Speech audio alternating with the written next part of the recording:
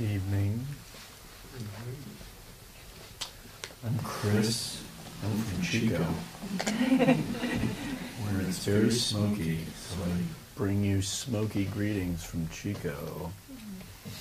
And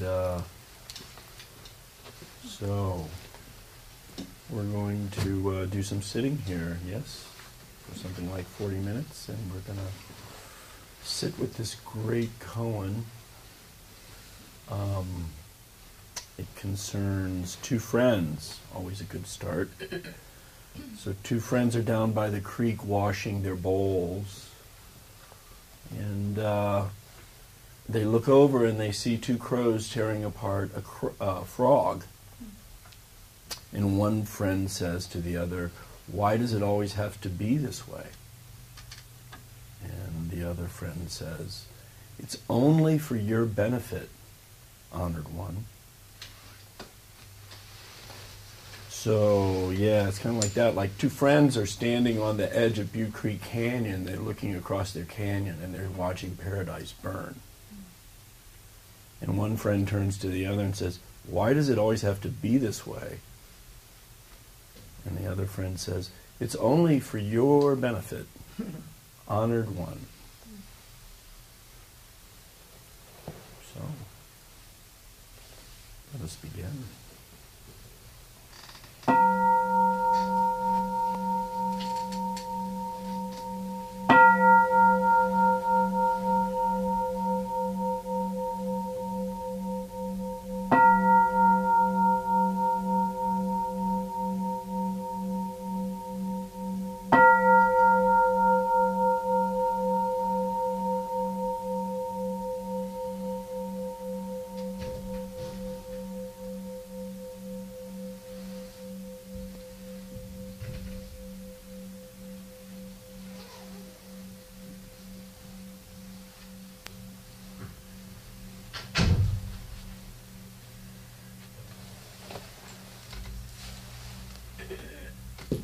So have your body remind you where you are.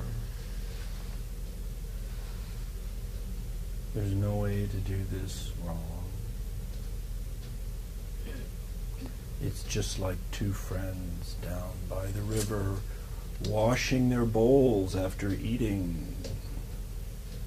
And they look over and they see two crows tearing apart a frog. And one friend says, "Why does it always have to be this way?" And the other friend says to the first friend, "It's only for your benefit, honored one."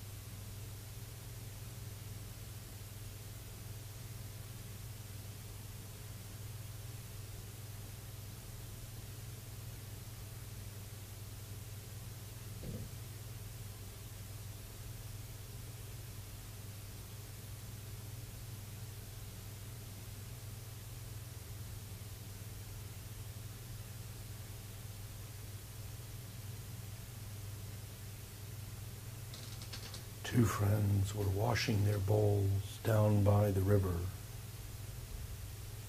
They saw two crows fighting over a frog. One friend asked the other, "Why does it always have to be this way?" And the other friend replied, "It's only for your benefit, honored one."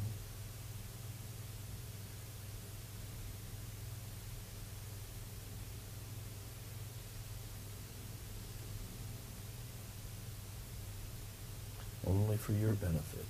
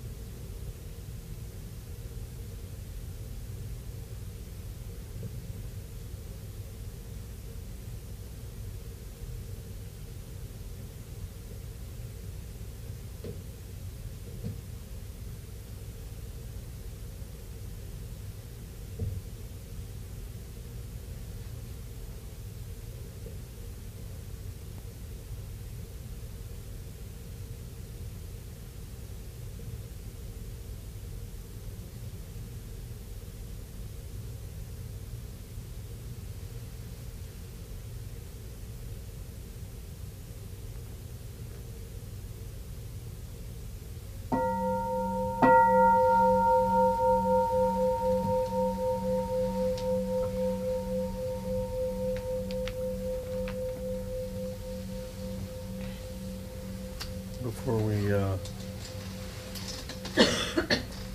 take a break, have some tea, thought I'd just read you a poem that I didn't want to read at the end of the evening. It seemed like more of a middle of the evening poem by Tony Hoagland called Fire.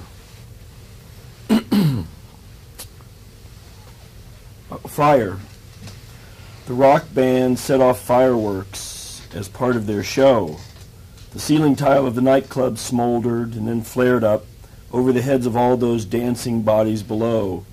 Then they churned and burned against the exit doors. Doors someone had chained shut to prevent the would-be sneakers in. So 95 party people died that night.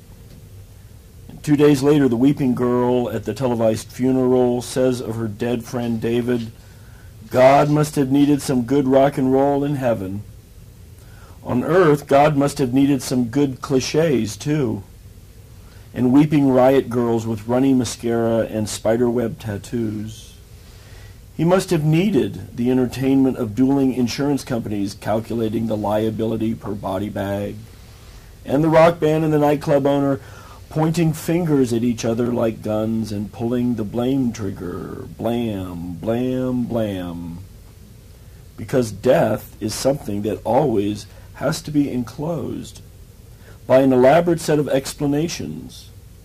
It is an ancient litigation, this turning of horror into stories, and it is a lonely piece of work trying to turn the stories back into horror. But somebody has to do it, especially now that God has reverted to a state of fire.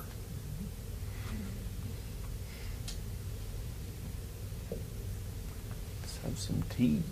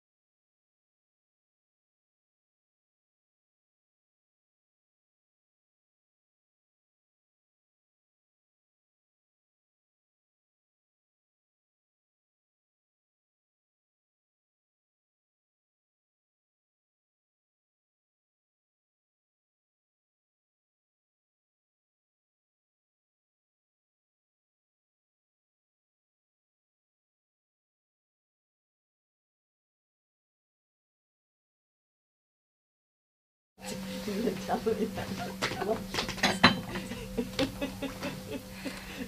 Okay.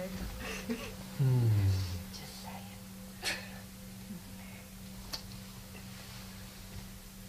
Good evening. Thanks for coming out on this. Well, of course it's smoky. I mean, of course it's a smoky evening. Yeah, I guess I have a little bit of a story to tell, of things that have happened in the last week or so.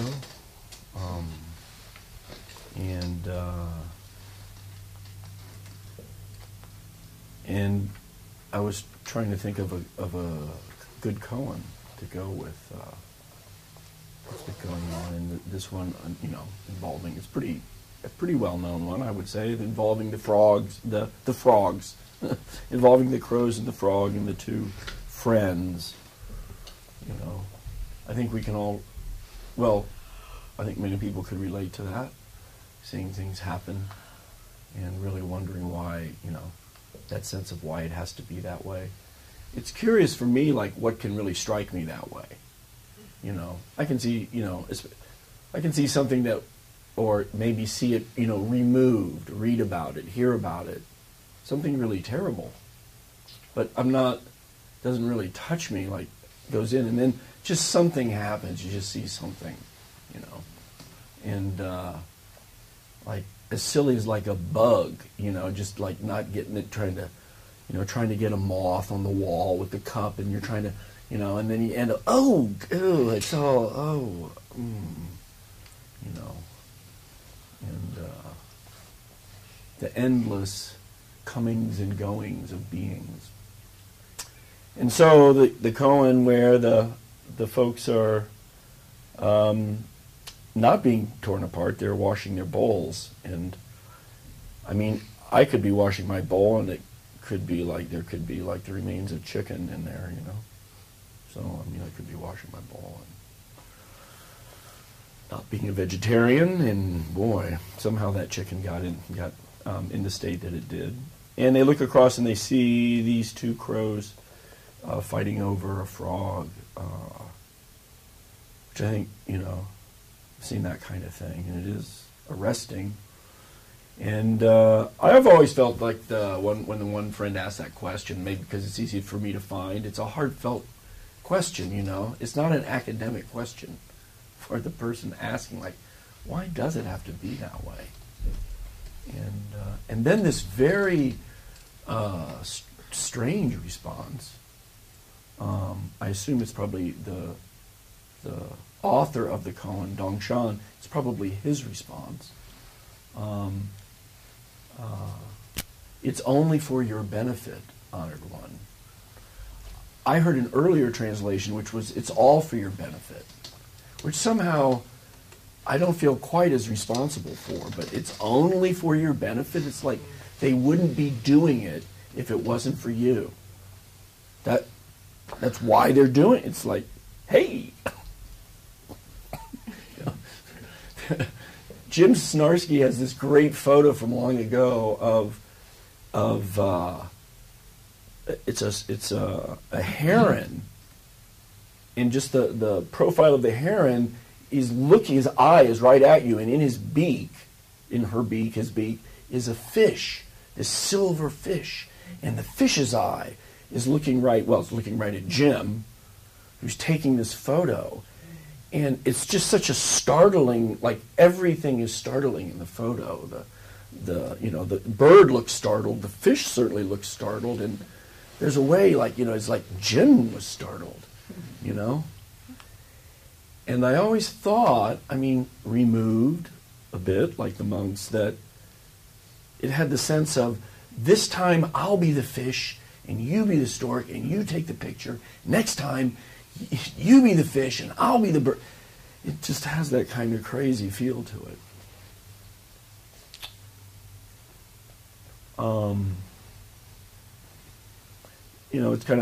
It's difficult to be sort of jolly with what's happening and what's done in paradise, because there's just so many people that died. You have to sort of transfer the story perhaps to Cohen to, it's not two friends who are watching a frog being eaten, it's two frogs. They're watching a frog being eaten. And, you know.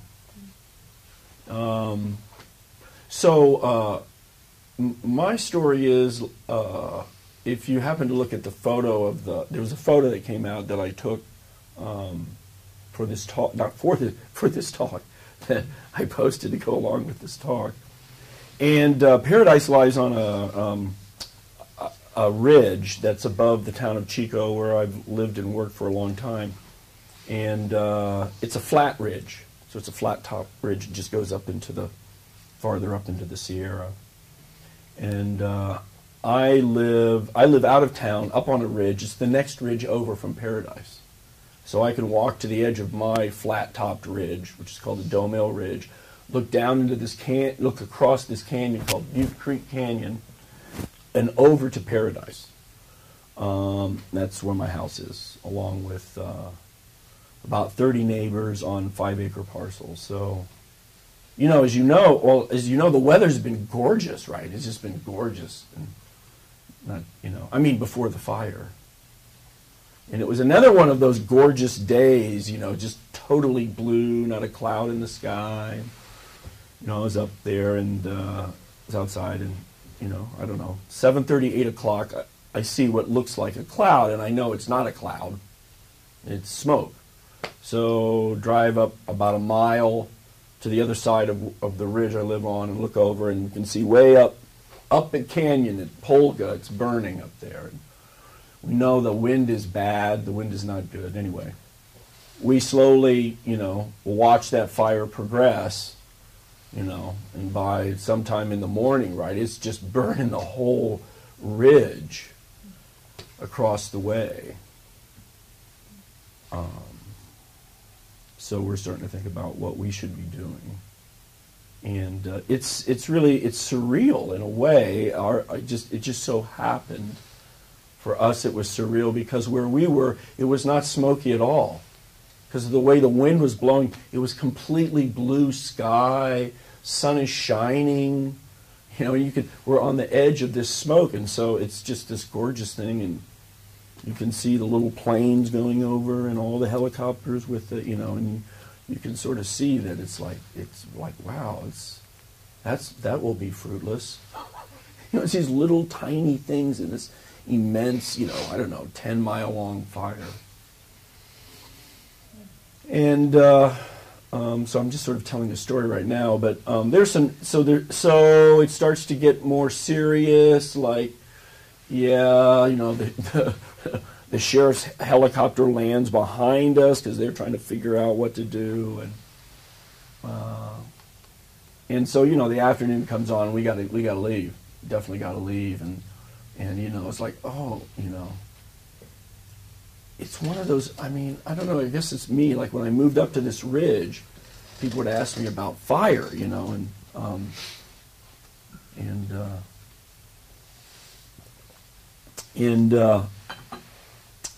I would like take this stance as if I really was thinking about this, it's not if it's going to burn, it's when it's going to burn. I know it's going to burn, but now it's going to burn. It's not like it's not out there sometime. And the same is true for Paradise. When I moved to Chico in 1987, the first year I was there, it was just this sort of mantra around. One day Paradise is going to burn, and when it burns, it's going to be bad. One day Paradise is going to... And, there we all... And it's not like you feel, boy, if only we had done something. It's like, but it's always like that. One day the earth's going to get hotter, and when it does, it's going to be really bad. One day this... Because we're small woodland creatures, we're doing the best we can. And it's hard for us to really, at least certainly hard for me, because there I was, and so we go to, I have a Toyota Corolla. Okay, what are we going to put in the Toyota Corolla? And it's just like, I never really thought about it. So I go in and I'm a book reader, so I've got I don't know, 300 books or just books. And it's just well, I'm not going to take any of them. It's just I'm not even thinking about that. And I was like, well, what? And then you take all the modern shit. And I go to my computer and my charger, my phone, and the charger of the phone. And I go into my closet. It's and I begin to pick out the clothes. And it's just I start laughing because it's just so silly to be picking out clothes. But I don't know what else to do. And I pick out some clothes. I just stuff this stuff in, and I grab art because I think that would be a good thing to grab, and I think it'll be easy. And I can put a lot of things in the Toyota Corolla. They don't take up much space. Anyway, I load all that stuff up, and and I decide that, I realize that there's nothing there that I really like. Oh my God, Grandma's China, whatever it is. No, I don't have really anything that I just oh my God, I want this. I need to have this or something. But what I realize is that my home feels that way to me. There's a long story with my home. Many people have a long story. I have a good long story.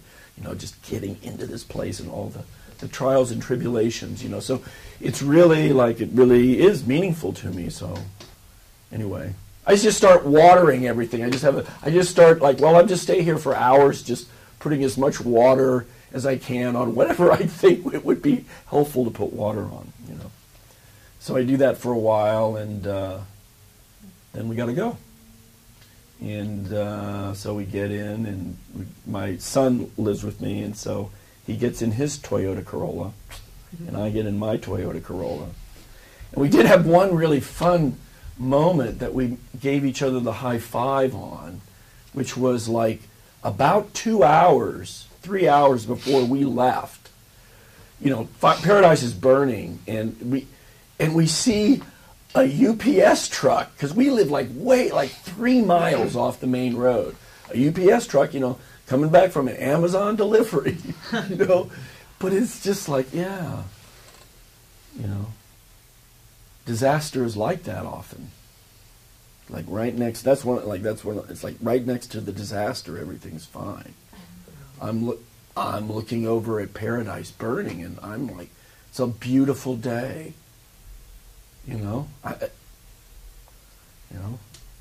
Some part of my mind is thinking they'll probably mostly get out. I've heard it's bad, but the reports, there's way before any reports.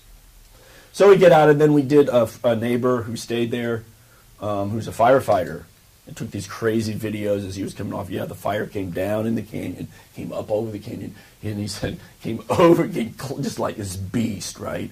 Just climbed out of that canyon and roared down that ridge.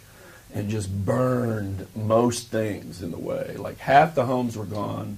My 5 nearest neighbors lost their homes, and my home survived, untouched, as best I can tell. No singe, no smoke damage.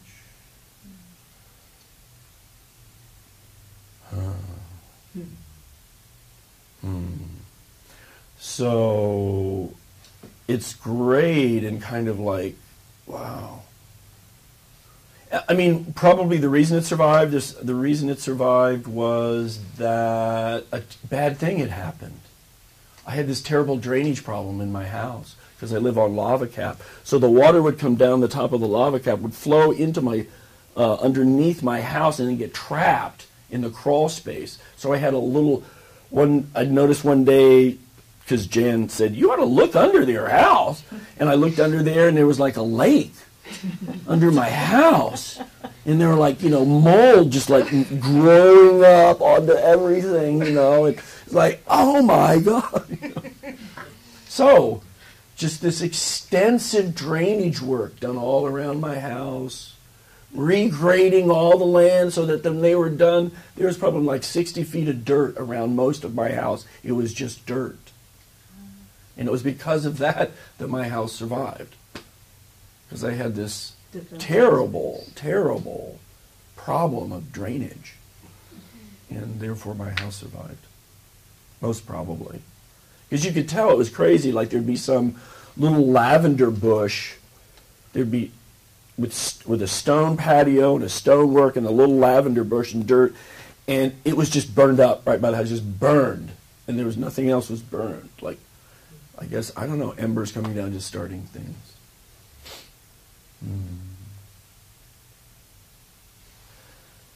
So then, you know, I did manage to go back up there. That's why I know my house survived.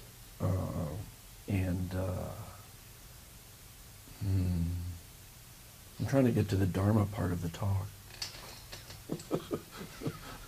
I mean, I don't know what that is exactly, I guess. Maybe that's the problem. Or the good thing.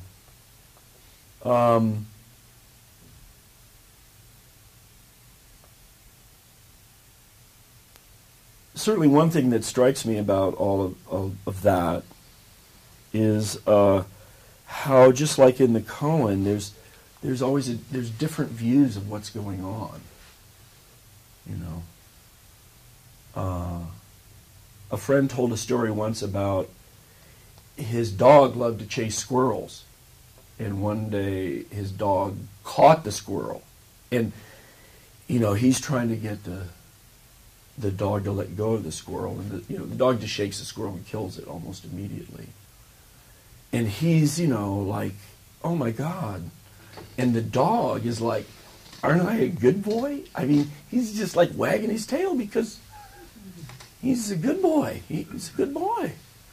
And the squirrel is like dead, And the monk, the crows it's a good day for the crows.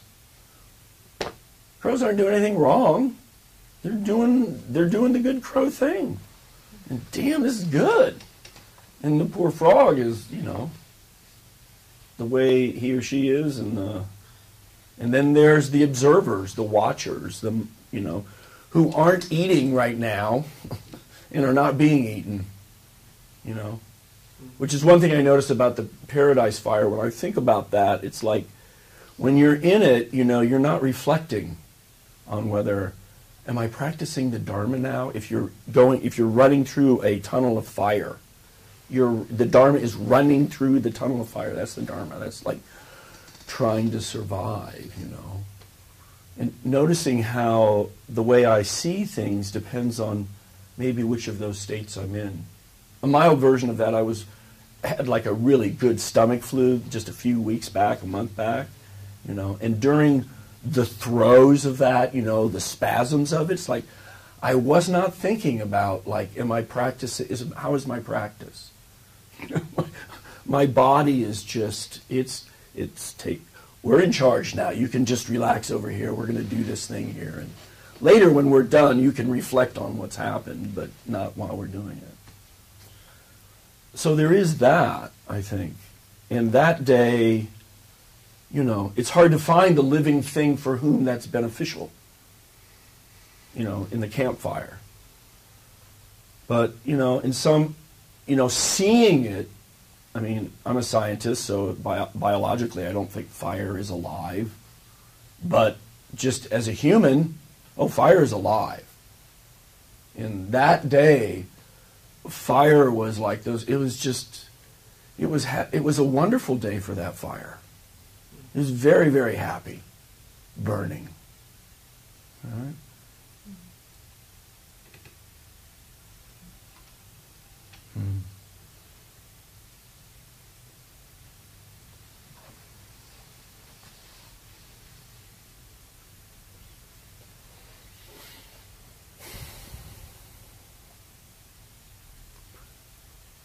The fire always reveals a number of things, and I think one of the things that it revealed for me, and I think it probably keeps needing to be revealed, is how I always am making plans, as if there's a certain level of normality to my life. And it is that way until it's not. And it's always sort of like those not normal times are always happening. That's, when the friend asks, why is it always this way? And I think the answer is, It needs to be.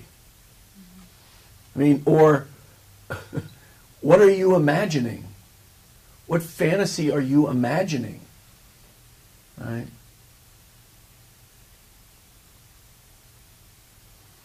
I mean, it does strike me that life is a burning.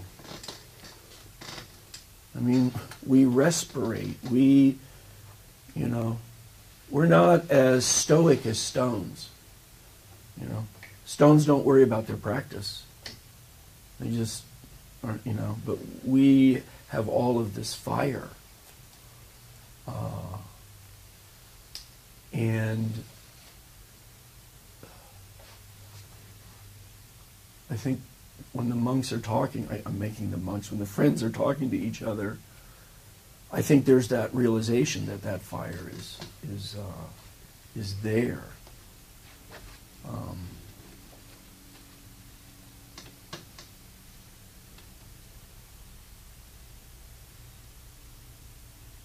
One aspect of that is how, as I mentioned, disaster or catastrophe, or is just so close to things being in some ways fine. When I went, the thing that's striking me right now is when I went up, I went back up to where I lived, and it was getting dark.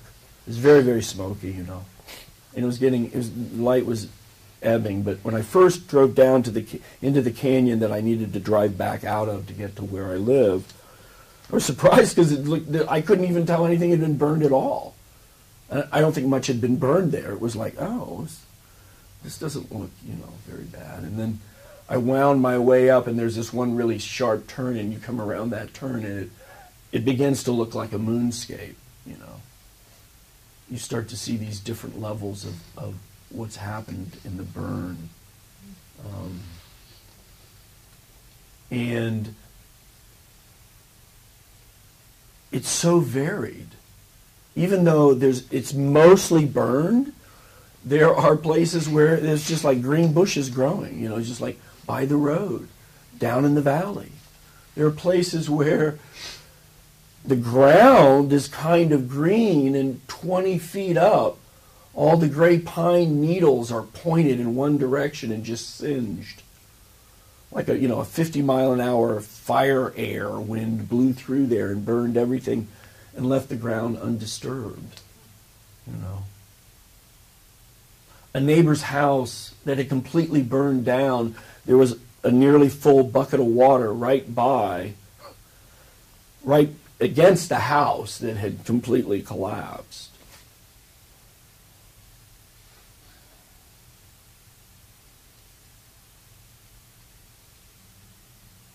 Probably the thing that, is striking me a lot right now is,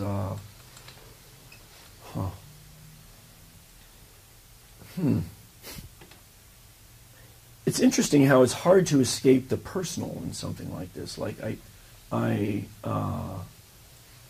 keep thinking about how the fire has affected me. It's hard to sort of reach out in some way. I can feel like that's going to be, it's there, but I can feel like it's going to be more there. And maybe I'm feeling that because it was like this year has been, I'll just say, kind of crazy. Like this whole fire thing, that my house survived this fire. This is the smallest, this is not the largest piece of good luck that I've had this year. This is number 3 on the hit parade. Right? The first thing that happened to me, this is like, what it's reminded me of is Rachel Boughton's piece, Living at the Corner of Lucky and Unlucky. She wrote this because her and John Terrence's house, the fire just burned up right to the house. Like my house. Like, it's like burned right there. And, it didn't burn my house. And that's what this feels like. It turned out that almost exactly 1 year ago, my ex-wife his heart was just like, it's going. So she had a heart transplant. And like I was involved in like this thing, and now she's fine, and you know, her heart's seems like so. There's that, which kind of makes my whatever happened to my house in the fire. It's kind of like, well, that's not really that big of a deal compared to that. And then there's something else in my personal life that was equally large that was like that, where my luck was to just miss this big bullet in a way, you know. So I don't know how to feel about that, really. I mean, I'm just sort of like, I feel like when the fire was coming, I don't know if this was the reason, but as I was driving around just on my ridge, just looking at things, like there's what I drove by this coyote that was like where that wall is. Maybe closer. And I'm driving in my car, and there's this big coyote. And he's just, pretty sure he's just standing there, like looking at the road, just standing there. Which I've never even seen a coyote stand anywhere, you know. And that's kind of like how I feel. Like, you know, he was just like, what's going on? You know.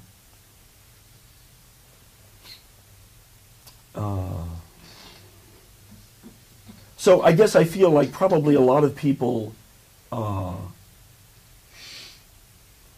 had very different but similarly deep stories that the fire revealed something to them about, you know, their stories, whatever they were. One thing that burned, I mean, the thing that I probably in some ways had the most connection to on my property burned to the ground, completely just burned up. It was a yurt. It's like a 20-foot diameter yurt that I built myself and lived in for 2.5 years while the house got built. And there's many stories about this yurt. You know, it's like surviving. And there's this whole like epic thing getting into this. And the story that preceded the yurt was this marriage, which was just like, oh my God, this is like terrible. I'm in this terrible marriage.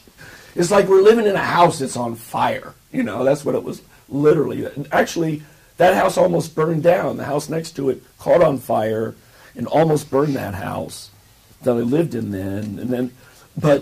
So there's this whole fiery scene getting up there, and, it's a long story, and then it's gone. That was the sort of the anchor, that yurt was the anchor of this story, and then poof, it's gone. So it's like, what's not like that? So there's something about, I feel like something about just stories gets revealed to me with the fire.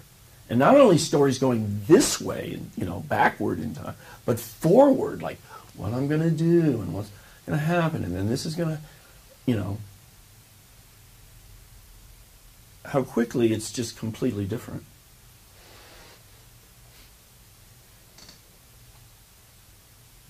And I'm going on and on, so I'm going to stop. Not much of an ending there, but you folks are fire people. I guess that was the last thing. It was like, I remember when this place burned up. And at first, look, I go, oh, is the fire down? Oh, it must be out in the... And then I look like, what? And it still didn't really hit me, I don't know if it really hit me until like, a week ago. Like, oh, fire.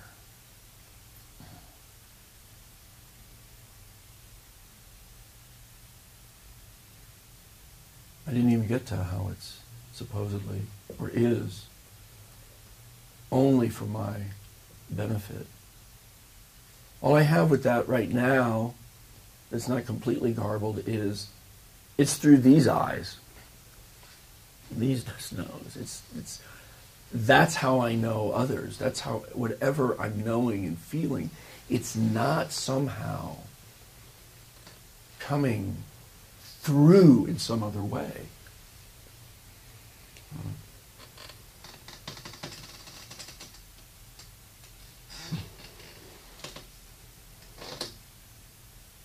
Please help me.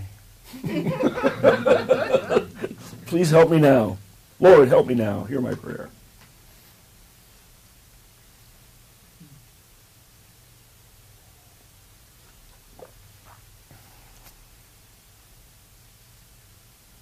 I always saw the it's only for your benefit koan as kind of the Zen analog to the, when you said, Lord, hear our prayer, the kind of Christian, like, well, God has a plan, you know, for all the burned people in paradise. You know, if you really understood God's plan, that would be perfectly fine.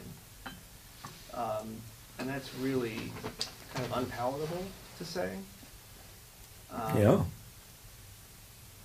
And I feel like this koan gestures in the same direction, but somehow it's less pat, less.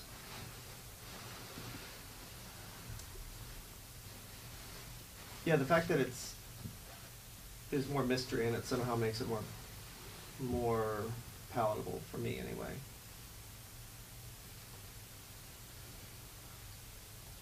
And you know, as you were talking, I was thinking about empathy, about how I don't know anyone in paradise, and I keep hearing the number of confirmed and unconfirmed people go up, and it's hard for me to notice, like, a big change in myself.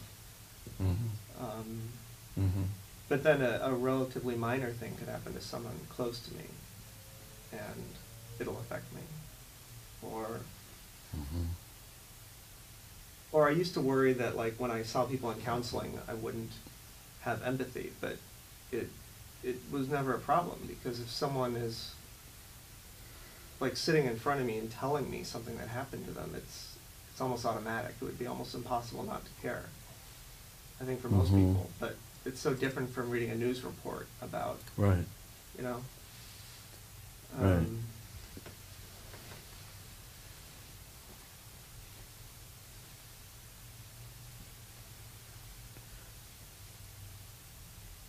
Yeah, there's something about benefiting from the frog being torn apart. You know, it's hard. Yeah. There's something that you said about when the person's right in front of me, you know, I don't have to worry about having that empathy. I'm just going to have it. And something about, when you were saying that, I thought of the friends and the frog. There's something about that direct connection. I think this word benefit is kind of loaded, perhaps, and I know people often go, which I'm agreeing with you, that, you know, that sort of idea that, you know, well, you've learned your lesson from the frog being eaten, and now you know X, whatever it is. It's like, no, it's not that. I mean, I know that it's not that at all. Yeah. When pieces of Santa Rosa burned, I had this really strong impulse to go see it. And, you know, there's all this shit in the news about don't go into the fire zones, leave people alone. And when me and my buddy were driving around, I think some people thought we were looters because it was like two young guys driving around in a car. But I had to, like, see it to really understand, to, like, ground, to feel what everyone else around me was feeling, or what I kept hearing about. Right. Because when I saw it, I got it.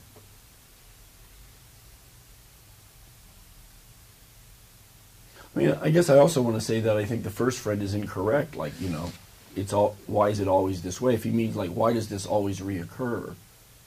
It's like, well, that's the nature of life.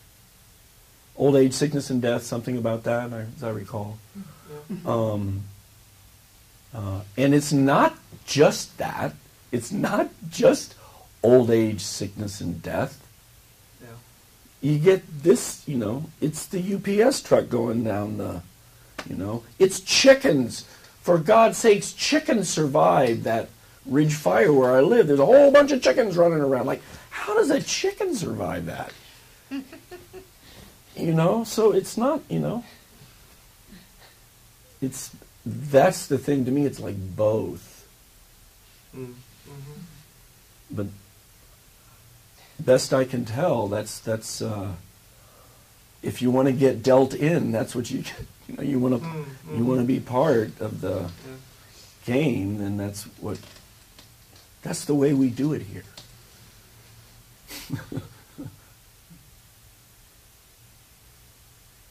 I think the second part, it's in my head, it's not really here, is if it's true that what's out there is really not separate from my nature, then there's no way that it's not for my benefit. Because it's sort of me. Mm-hmm.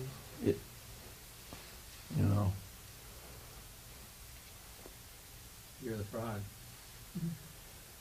Yeah. It's also really, what I realize is like the fire's fast, it's over now, fire's over. In terms of paradise isn't burning anymore, it's all burned. In terms of my ridge, it's all burned. Now you go back there, and so there's a lot of life, just like, well, it's not all about the fire, it's much more about, okay, now the fire's come through. Mm-hmm. Now what? Now what? That's what's happening now, up there.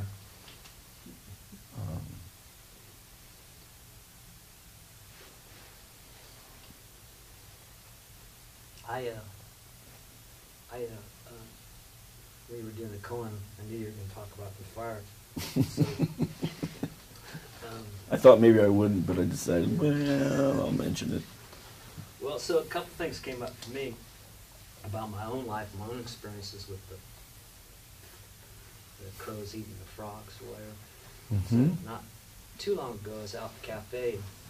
A lady went off the road. Mm-hmm. And, so I was taking coffee up to the first responders, to the guys, the babies were already dead. And they were getting ready, they're going to get them out of there, have divers show up and do it. And a couple of the guys I knew from state parks, and, they're laughing, they must have told a joke or something, And then there are people in the cafe didn't know what was going on. Oh, just had this tragedy, this baby died. These two little girls have died. And also, I went back to when I had a baby die. And I remember talking to the helicopter. We had a baby, her heart got too big because she had a hole in it. And we had her at the hospital. And then they had helicopters come from UC Davis. We're going to fly her up to Sacramento. She died in the helicopter ride up to Sacramento. I remember talking to the helicopter pilots, and I didn't really know what was going on. And I was laughing and joking with the helicopter pilots. So there's, you talk about in this when something like that's happening.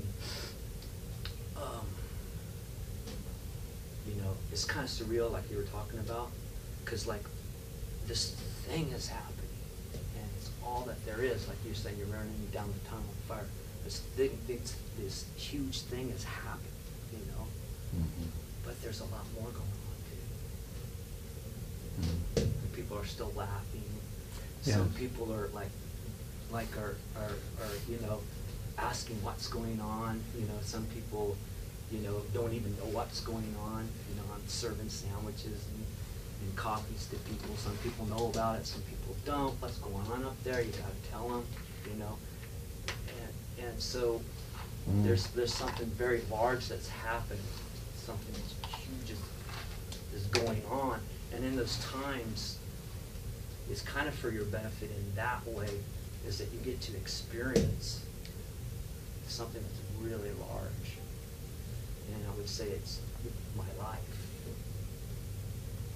That's what I would say. Why don't you sit here? I'll sit over there. That's what I was trying to say.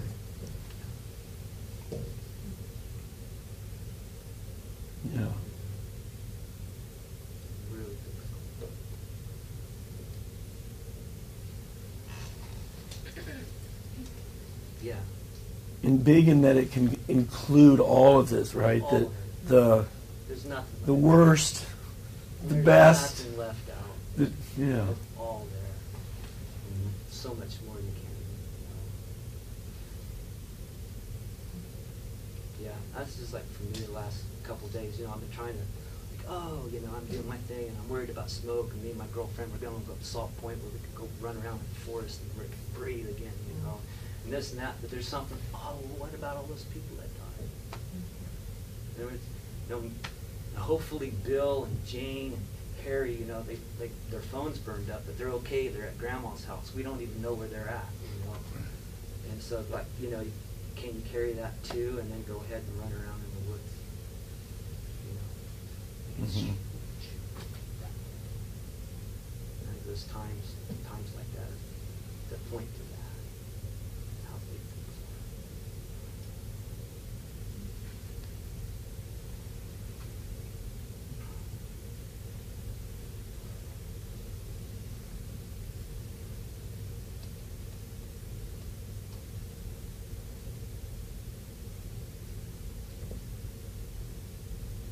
For me, during the meditation, I just got hooked by the first line. Although why does it always have to be this way? I just kept repeating it, and I had tears in my eyes. I was just full of kind of anger and just this intense, I was just thinking of all these things, You think they're starting out so great, and then you find out it goes wrong somehow. In that moment when you find out, or when it goes wrong, and why does it always have to be this way? And I just really was feeling that. Because, and it felt like a good thing to just feel that. Instead of doing my usual thing, which is going into a big story of planning and praying and, and if I do this and that, and you did that because this happened, and that can distract from just feeling it. Why again, It was intense, but it just felt kind of honest and real. Why does it have to be this way?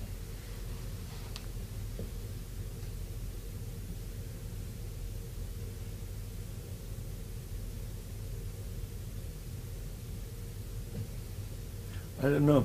It could be that, I haven't had enough tragedy in my life, or I guess the level. What's the level of the tragedy? Is it a 7, 8?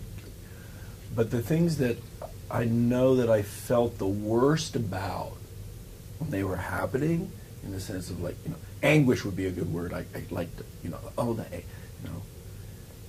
I look at those times now as it was so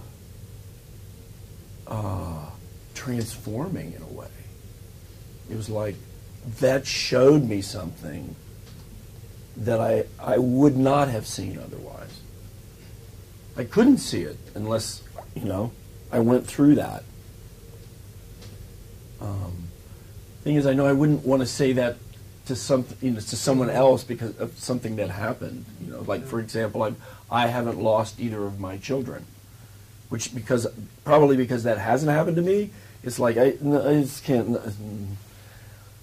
I can't imagine that somehow there would be anything about that would be instructive, and I would spit out of my mouth anything that tried to teach me something from that. But that's just something I haven't had. When I look at what has hurt me, it's wow, it was really important for me that happened. I'd say the same thing. So why does it always have to be this way? Oh.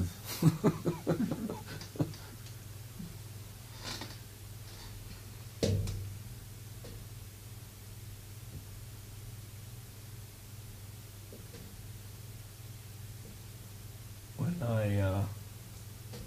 last time I was up there, right now I can't get back up there but when we snuck up there, some of us who lived up there, and for a couple days. And one day we were going up, and there was I guess it was PG&E. They were stringing up the power lines. You know, people want power. People want power up there. So I was stringing up the power lines, and we had to wait for them to come by. And there was a young fella, big guy, pretty big guy, I don't know, 6'2", you know, substantial guy, had like curly red hair, long hair, and underneath his yellow helmet, underneath his white helmet, and he had a red curly beard, these dark glasses on, a big old smile. And he goes, well, you can't go up right now, but pretty soon you'll be able to go up there. And there's nothing alive up there, right? I mean, no birds, nothing that I noticed. There's maybe some of the plants are left, but no animal life. You know, crow flew by, there's something I can get, you know, flew on. But I hadn't seen any life up there. And then I see around this guy's, like, green vest, like 7 or 8, I call them meat bees, these little bees that will eat meat, and they'll bite you if they feel like it. So, and I see all of a sudden there's some, life there, and he goes, oh yeah, they like the green, and so life had already returned. It had already returned to the ridge, and it was fiery. The guy was fiery. The bees were fiery. It's like, let the burning begin again. The burning of life begin again. So there was very much this, like, you can't keep a good meat bee down.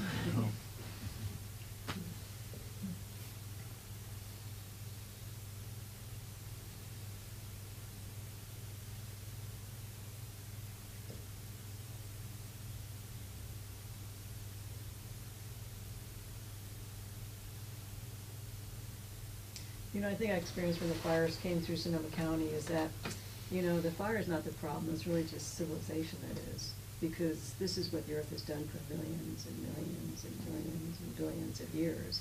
And we're not really too concerned that most of Mars is on fire or all these other things that are out there in the celestial organization.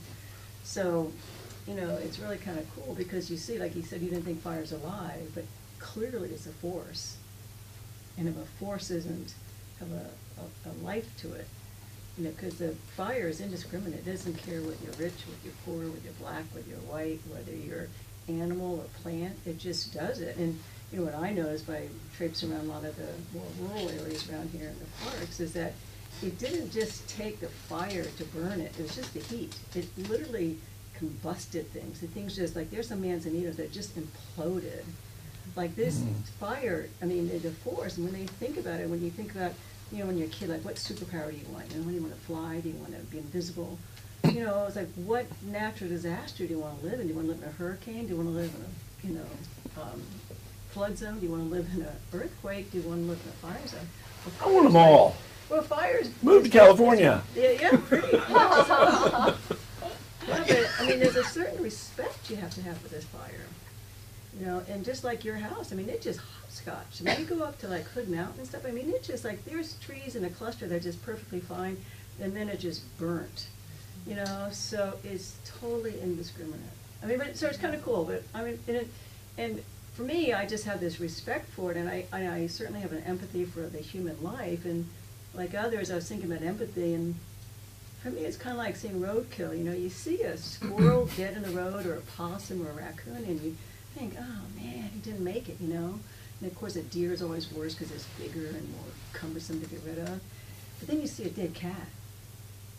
It's a story. It's like someone's pet, and I just have a totally different feeling about it. So it is sort of interesting how for me, how we have this different level of empathy is how much I let it in. So, it's like a lot of things I feel like in Zen, there's like this complete impersonal, like fire is really impersonal, just a force of nature doing its thing, and then you see the destruction it does to human beings, and it's totally personal. And then the closer it gets, You know, we all know people in Sonoma County that lost their houses, lost their lives, lost their everything. And, you know, then it gets really personal.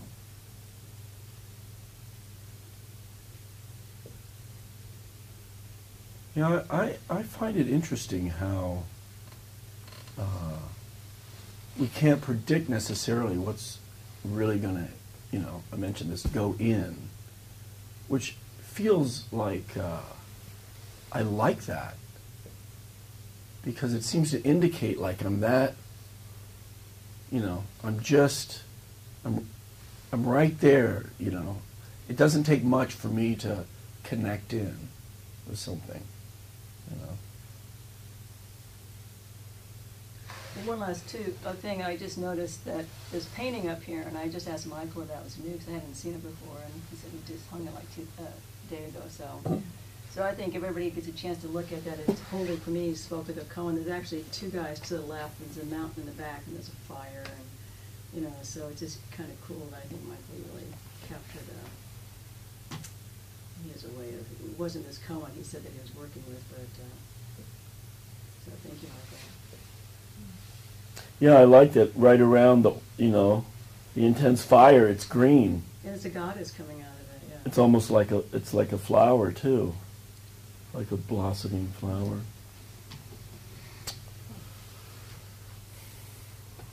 It was also kind of, I mean, I know this is kind of really weird, but it's also great. Like, it's because it's everything. It's everything. Like, and then there are these people who are like stealing stuff in the fire, like, and it's just like, good, the evil demons are here too. You know, these people with like tattoos all over their faces. They just look like, you know, yes, we were stealing things out of the Cal Fire facility while Paradise was burning. And it's just like, everybody's included. You gotta have your you gotta have your demons. These people, like the scum of the earth. Yep, you know. It's just, and you know, and I'm hating them. Like, we're all in this big ship.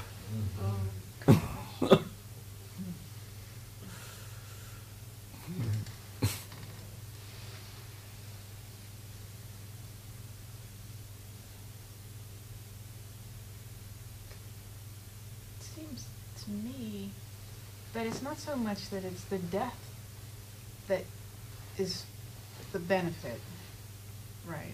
In the frog's death isn't what benefit is, it's the shock. It's the shock of seeing the crows rip the frog apart. It's the shock of seeing the scum of the earth drooping off the Cal Fire. That's where you're learning something. Because it's shaking you out of, this is the way it should be, you know, good people should go up and fight the fire. And there's people stealing stuff, so.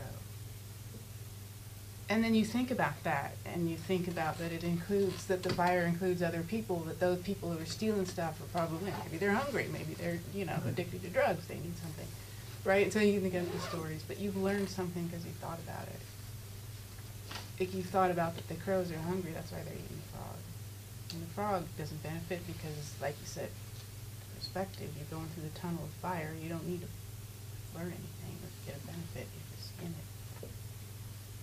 Step back for the perspective and the shock of whatever that bad stuff that happened in your life is what helped you learn something. What do you learn? It's a little aggressive question, but I just like, so what do you learn from that shock? I usually learn something about myself. Just learn more about myself and learn more about other people in the world that I wouldn't have paid any attention to. Mm-hmm. And just going through my everyday Mm-hmm. life. But if somebody runs into my car suddenly in the middle of an intersection, it's going to be something different. My whole world's Mm-hmm. going to change.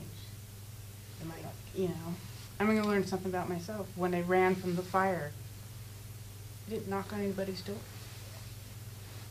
Mm-hmm. Mm-hmm. I learned something about myself. Mm.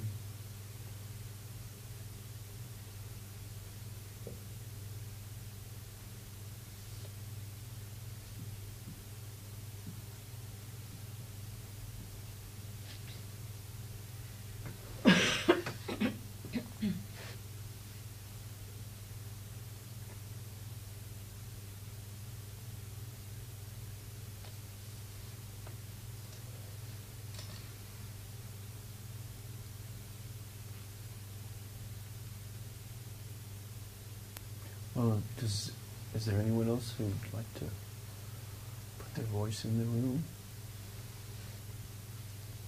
Moving toward 9 here. For me, what came up was the duality of everything, or the multiplicity of everything. That you can hold it all at once. You know, for me personally, my son's been going through a lot of anxiety. It's been a really tough couple of months. But at the same time, a new, romantic love has walked in. And so the duality of that and holding it at the same time and recognizing that there's enough space for everything that's happening and just to hold it, if that makes sense. Everything that's happening in our world, we have enough space and capacity and our well is deep enough to hold it all at the same time.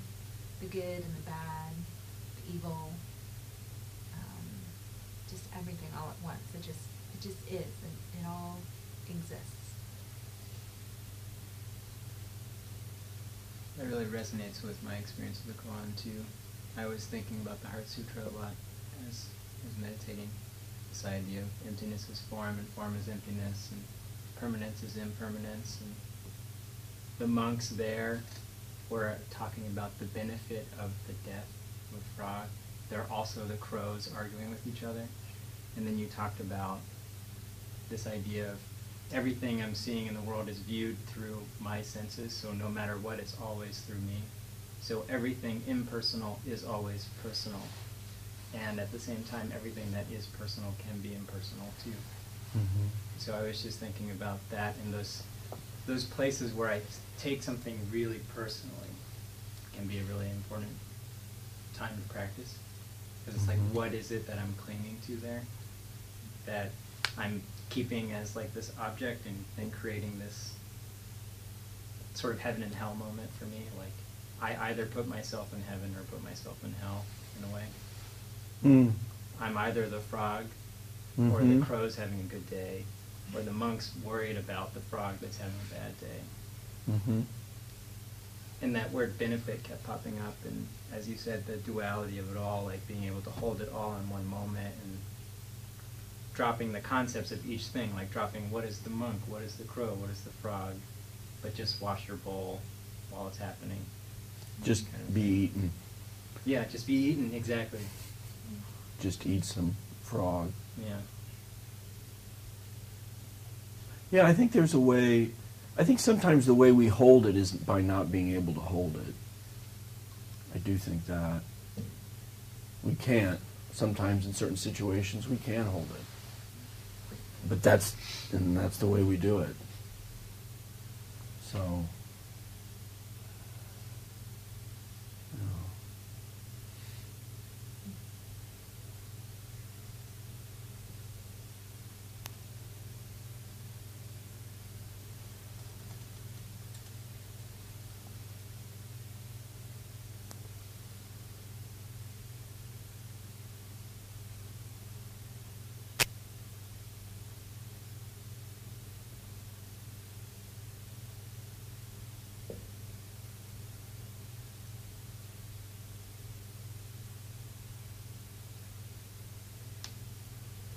Doesn't it just give you a feeling of like, I had this sense of like just immense gratitude because I was thinking about your second part of the koan where you said that, paradise was burning, like you said the koan in a different way, and that it was for my benefit, and it was just, I just had like a tremendous feeling of gratitude that was for my benefit, and I don't really have anything more to say than just that.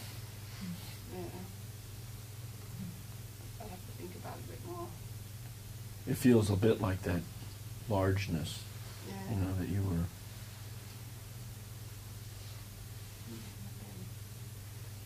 I mean, there is something like that, just because of the, I mean, not like that, but there is this, the immensity of it.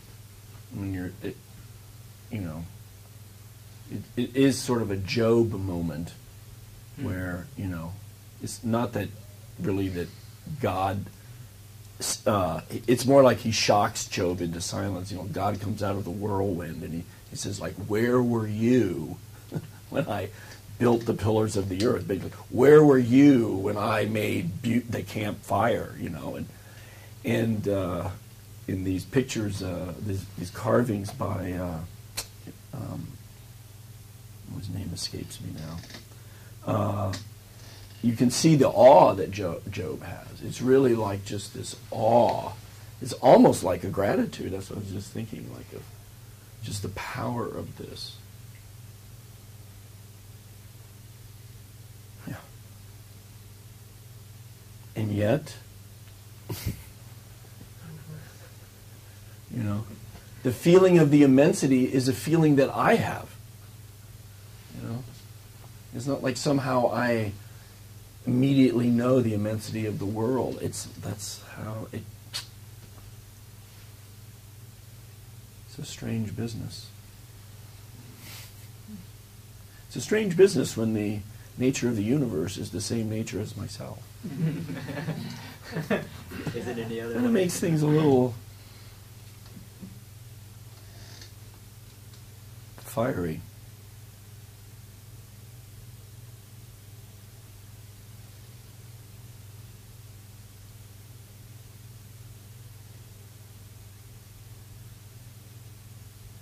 I had an interesting experience with Three Ravens where I felt like I came to think it was for my benefit. And I saw three ravens up in a big redwood tree. And they were cackling and making noise. And so soon the lowest one went down below the other two and hung onto a branch. And then I'm watching, and he turned upside down and just hung there. And they're all cackling. Blah, blah, blah, blah. Wow. This guy's wings folded. And then he let go. And I went, because I thought he was going to fall like a child or something. And so he just dove straight down and about 10 feet from the ground. Then he kind of just flew away. And I thought, whoa. And I looked around, nobody else was looking. Is that for my benefit? Heck yeah. I mean, I took it that way, because it's just like, wow, it's a little play. And it's like you said, oh, next time you'll be up here doing this as a raven, and I'll be down there and watching. And you were kind of doing it. Yeah, in a way. It's that sound you just made when you said, and suddenly I thought, that's the sound the friend made when the it's like, oh. Oh, right. Yeah. There's It's almost like no more needs to be said. It's just like that's the benefit. Or Yeah. that's great. Yeah. A little speck of light, huh? A little fire. Inspiration.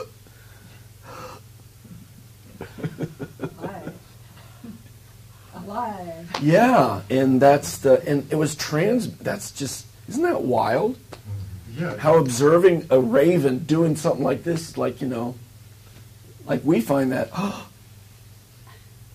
it's really cool to be constructed that way. Yeah.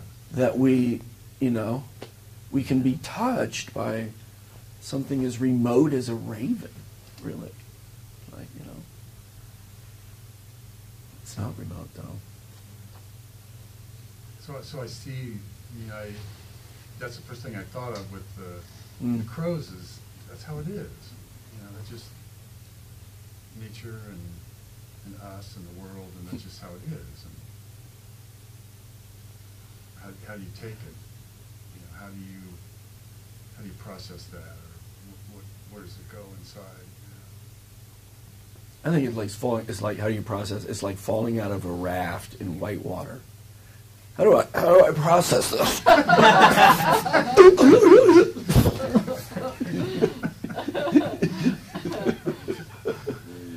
I'm still here. I guess I processed that okay. That was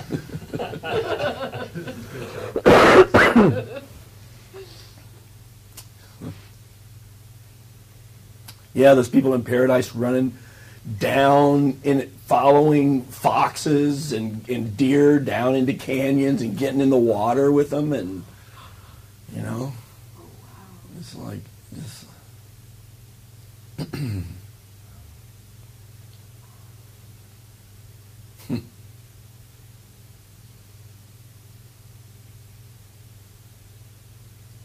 But we should. It's 9.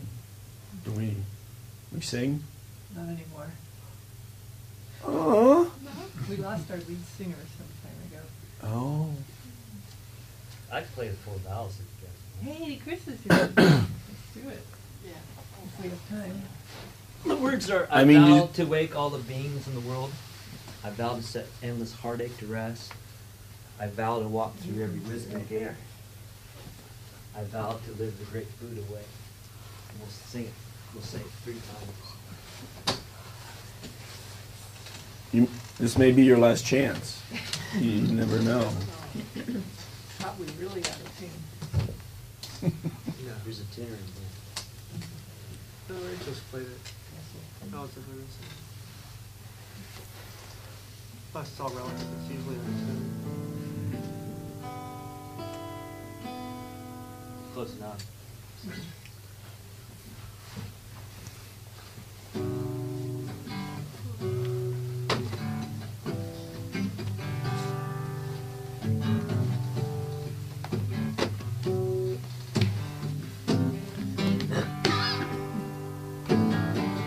I vow to wake all the beings of the world.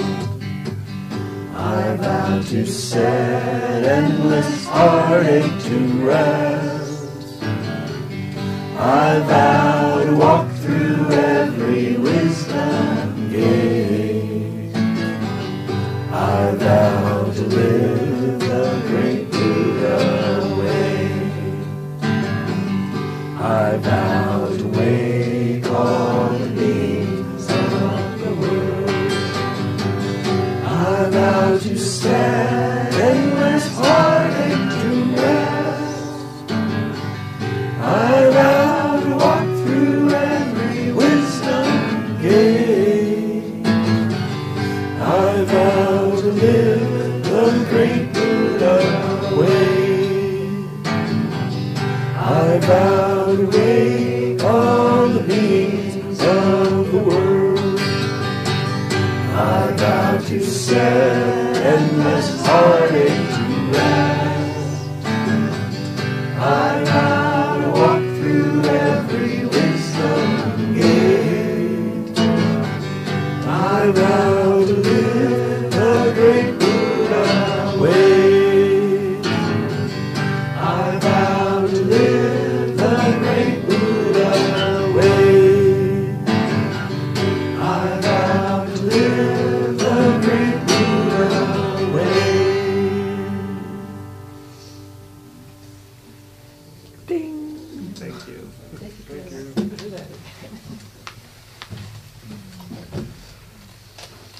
Now you can start singing it again.